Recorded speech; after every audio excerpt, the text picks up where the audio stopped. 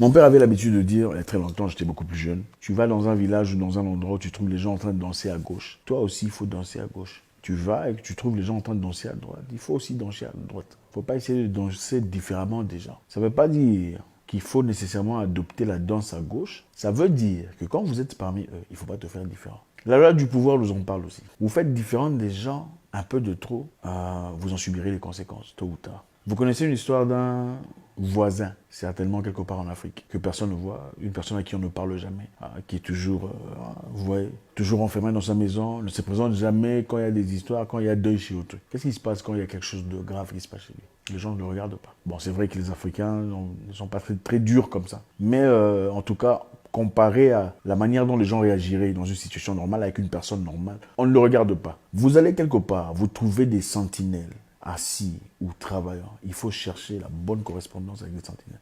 Vous n'êtes pas obligé de devenir ami, mais ça ne vous tue pas de dire bonjour, comment ça va? Et à la maison, ça va, les enfants vont bien. Je me souviens, dans un pays étranger, je suis parti faire certaines histoires. J'étais en voyage, mais je ne comprenais pas tout à fait le code. Mais je comprends le code normal, celui d'être bien avec les gens. Je suis arrivé avec un taximan avec qui on a pris, enfin on s'est déplacé ensemble, on s'est accordé sur le prix, d'accord? Arrivé au lieu de destination, il a haussé le prix de manière flagrante. Vous savez, il y a haussé les prix et hausser le prix, c'est différent. Le monsieur, aussitôt qu'il a remarqué que mon accent était différent, il a su identifier que j'étais pas local, boum, il a haussé le prix. Nous sommes arrivés, mon problème c'était pas l'argent.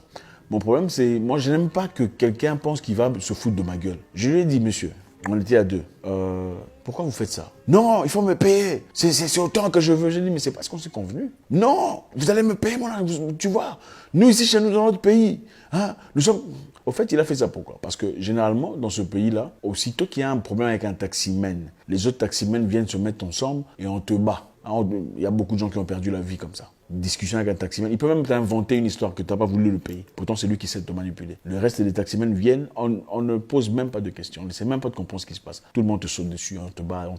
À combien plus forte raison, moi, en tant qu'étranger dans leur pays. Donc c'était très dangereux. Et lui, il savait ce qu'il était en train de faire. Nous, dans notre pays, on est peut-être petits, mais nous ne sommes pas des imbéciles. Non, il faisait ça pour attiser un sentiment général, c'est-à-dire un sentiment collectif contre moi. Dans notre pays, parce que voilà, quand on disait dans notre pays, il inclut tout le monde dans son problème, et tout le monde me perçoit comme un outsider, un étranger. Je deviens le danger. Moi, je lui ai dit non, ce n'est pas question de votre pays. C'est toi qui essaies de voler. Ce n'est pas tout le monde, c'est toi. Moi, je l'ai singularisé parce que je comprenais très bien cette manipulation. J'ai dit non, ce n'est pas votre pays le problème, c'est toi le problème. Tu n'es pas comme tout le monde. Si tu as besoin d'argent, il faut me demander. Dis mon frère, je suis en difficulté, aide-moi, j'ai besoin d'argent. Il ne faut pas essayer de te foutre de ma gueule. Pendant qu'il a teasé cette haine, des taximens s'arrêtaient, sortaient de leur voiture. Là où il s'était arrêté, c'était dans le coin où j'habitais. Les autres taximens ont vu ça, ils sont venus.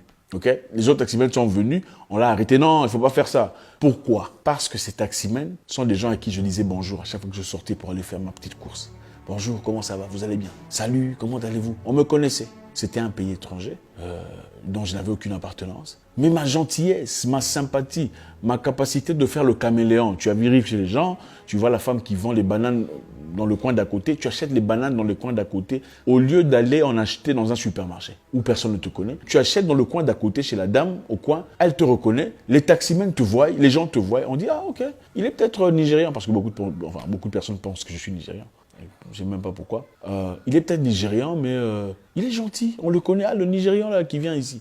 Il est sympathique. Vous voyez ce qui nous a sauvé la vie. Parce qu'après qu'on a raconté l'histoire, on a dit, vous avez beaucoup de chance. Il ne faut plus jamais discuter avec les taximens. S'il te dit 50, tu donnes 50. S'il te dit 100, sors le 100, pars. Et c'était même pas un problème. Donc, c'était même pas un problème d'argent. C'est-à-dire, on est sorti de justesse dans une situation qui aurait pu être catastrophique. Pourquoi? Parce qu'il y avait parmi ces personnes des taximens qui me voyaient dans le quartier parti, marcher, et à chaque fois qu'on me saluait, je saluais aussi, je disais bonjour. Donc, il faut savoir faire le caméléon. Vous allez dans un milieu où il y a des cordonniers, soyez sympathique avec eux. Ne vous sentez pas trop dans votre peau. Des menuisiers, peu importe, des gens qui sont différents de vous, on ne vous demande pas de devenir eux. C'est stratégique. Il faut savoir comment être bien avec les gens. En fait, même à part la stratégie, une personne bien doit être capable de parler à tout le monde. Pas seulement à une certaine catégorie de personnes. Une personne bien doit être capable de parler à n'importe qui. Que ce soit un riche, que ce soit un pauvre, que ce soit un jardinier, que ce soit un bureaucrate. Le traitement ne peut pas changer. Tu ne peux pas traiter les gens différemment selon leur situation sociale. Tu dois traiter les gens selon leur identité personnelle. Et encore une fois, je pense que vous avez déjà raconté cette histoire, il y a très longtemps en Afrique du Sud. Je m'apprêtais pour faire un voyage au Danemark. On m'avait appelé pour aller faire un combat urgent. Vous savez, souvent on vous donne 3 mois pour préparer un combat. Il peut aussi arriver de fois où il y a un combat qui se passe et puis la personne censée combattre se blesse à l'entraînement et on t'appelle comme remplaçant pour aller combattre. On m'avait appelé rapidement, on me dit dans 6 jours on a besoin de toi. C'était génial quoi, enfin on te dit voilà il y a de l'argent pour toi, tu dis pas non. Cette même soirée j'avais perdu mon passeport. On a cherché le passeport partout. On était sortis, moi et des amis, nous sommes allés manger quelque part, un restaurant, hôtel, tout ça. On a cherché le passeport partout, à l'hôtel, au restaurant, dans les rues, jusqu'à minuit. On a cherché le... On m'a même dit que j'étais fou. Il y a même un ami qui me disait, voilà, c'est peut-être la volonté de Dieu. Vous savez, Dieu parle d'une façon à une autre. Si vous perdez votre passeport aujourd'hui, c'est-à-dire que Dieu ne veut pas que tu partes. J'ai dit non, faut pas me donner cette histoire-là. Dieu ne veut pas que tu voyages, voilà pourquoi, non. Je pense que si Dieu ne voulait pas que je voyage, en tout cas s'il a ces décisions-là, il y a plusieurs façons de le démontrer, à part me faire perdre mon passeport. Ça n'a aucun sens. On a cherché le passeport. Nous sommes allés jusqu'à un coin où on trouvait des sans-abri qui y vivaient.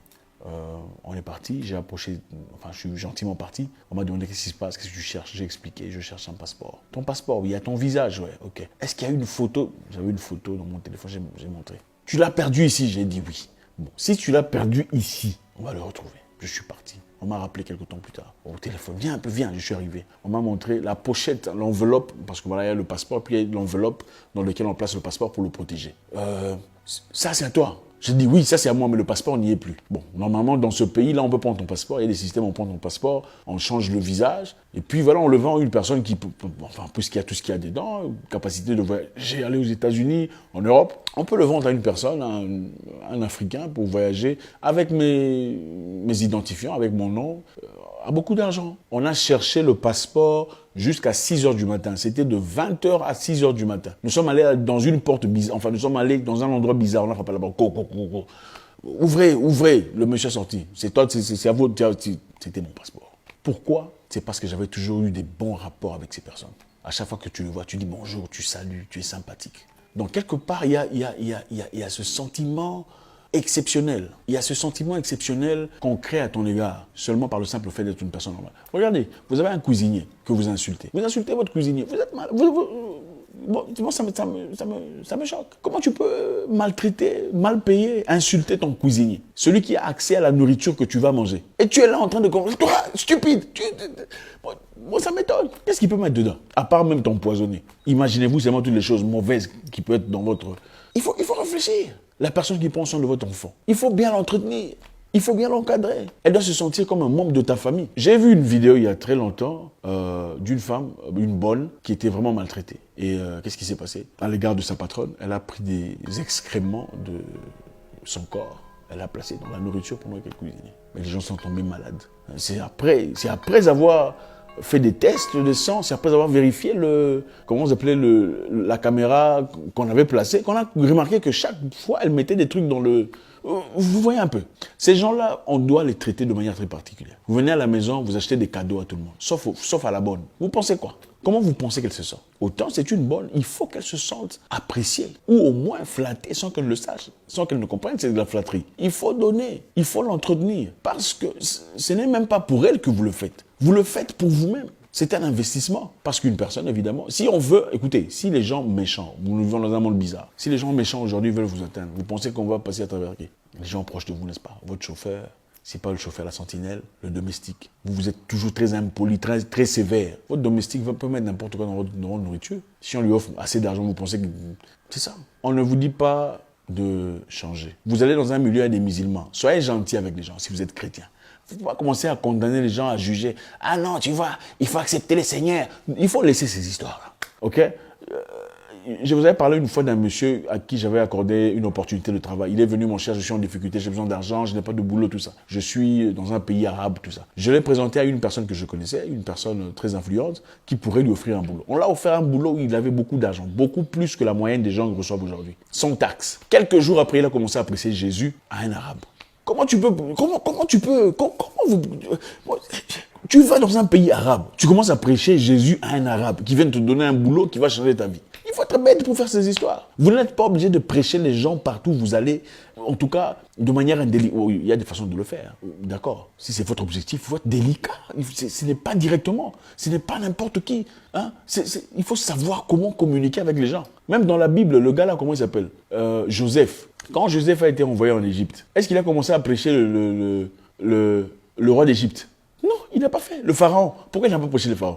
Il était devenu vice-ministre. Il n'a pas essayé de prêcher au pharaon, il faut laisser tomber tes dieux. Il n'a pas fait ça. Il était intelligent, malin. Vous avez un boss, vous commencez, vous voyez les seigneurs, tout ça. On va vous jeter dehors. Ce n'est pas tout le monde qui est prêt à recevoir ces histoires-là. Il faut attendre le moment opportun. C'est bien, le message est bien. Mais vous pouvez commencer à prêcher quelqu'un de manière très neutre, sans nécessairement y appliquer votre religion. Vous voyez, la moralité va n'importe où. La religion peut être rejetée. Attention, si le rejet se présente, vous perdez votre boulot ou votre opportunité. Parce que là, vous devenez donneur de leçons. Il faut être délicat dans la vie. Ce n'est pas n'importe qui qu'on parle n'importe comment. Vous pouvez approcher des gens qui sont différents de vous, être sympathique avec eux et gagner leur appréciation. Parce qu'on ne sait jamais qui peut vous aider dans la vie. Ceux qui m'ont aidé dans la vie à progresser à un certain moment de la vie sont des gens qui n'étaient pas de ma religion. Ceux de ma religion m'avaient complètement rejeté parce que j'avais, peu importe, c'est une histoire déjà close. C'est pour vous dire, savoir comment être avec les gens est beaucoup plus important que les diplômes qu'on peut avoir. Il y a des exemples où vous trouvez, par exemple, j'ai entendu des histoires choquantes, hein, vraiment bouleversantes. Vous avez des gens qui travaillent pour vous à la maison. Les travailleurs mangent une nourriture différente de la nourriture que vous mangez. Comment vous voulez qu'on vous aime? Ce n'est pas possible. La personne qui cuisine pour vous mange différemment de vous? Mais ça m'étonne. Ne vous faites pas trop différent des gens. On comprend tout à fait. Chacun veut être exceptionnel. Vous allez quelque part, apprenez à... En anglais, on dit ça mingle. Apprenez à vous éclipser dans la foule, intelligemment. On ne dit pas qu'il faut adopter leur façon de vivre. On dit qu'il faut s'éclipser. Il ne faut pas être foire, comme le disent certaines personnes de l'Afrique de l'Est. Il ne faut pas être trop évident que celui-là, il est différent. Quand on s'habille d'une certaine façon, n'allez pas porter des rouges et des verts et des chaussures vert bordeaux dans un milieu où on ne vous connaît pas. Ce n'est pas bien d'être singularisé. Celui-là, c'est un étranger. Ce n'est pas bien. Il faut savoir comment... Voilà. Vous avez compris.